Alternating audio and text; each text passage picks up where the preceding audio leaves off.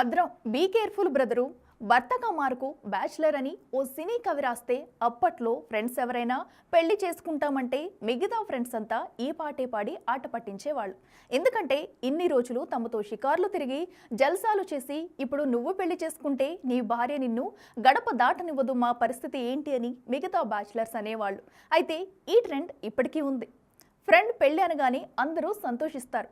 కానీ పెళ్ళైన దగ్గర నుంచి కొత్తగా వచ్చిన పెళ్ళం మనోడిని బయట తిరగనివ్వదు, తన కొంగుకు కట్టుకు తిరుగుతుందనేది పెళ్లి కాని ప్రసాదుల ఆలోచన.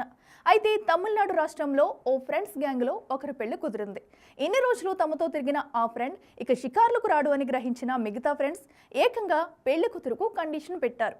కండిషన్ ఒప్పుకుంటేనే తాము పెళ్లికి వస్తామన్నారు. ఏంటా కండిషన్ ఇప్పుడు చూద్దాం.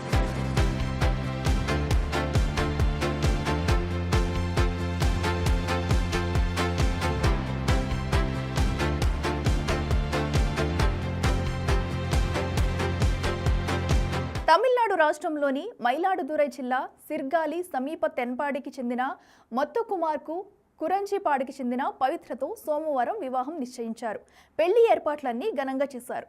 ముత్తుకుమార్ స్నేహితులంతా సంతోషంగా గడపసాగారు. తీరా పెళ్లి పీటలపైకి ఎక్కే ముందు ముత్తుకుమార్ స్నేహితులు అడ్డుకున్నారు.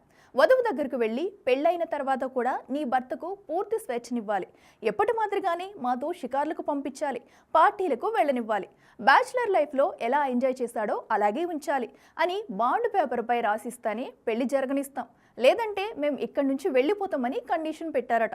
ఇదెక్కడ విడ్డోరున్న ఆయన అనుకున్న పెళ్లి కూతురు నవ్వుకుని సరే అంది.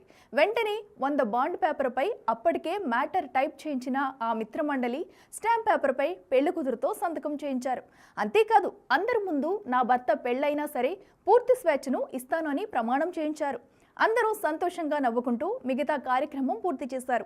ఇది చూసిన బంధువులంతా వీళ్ళెక్కడి ఫ్రెండ్స్ రా నాయనా అంటూ నవ్వుకున్నారు. ఈ మిత్రుల గురించి మరి మీరేమంటారో కామెంట్ చేయండి.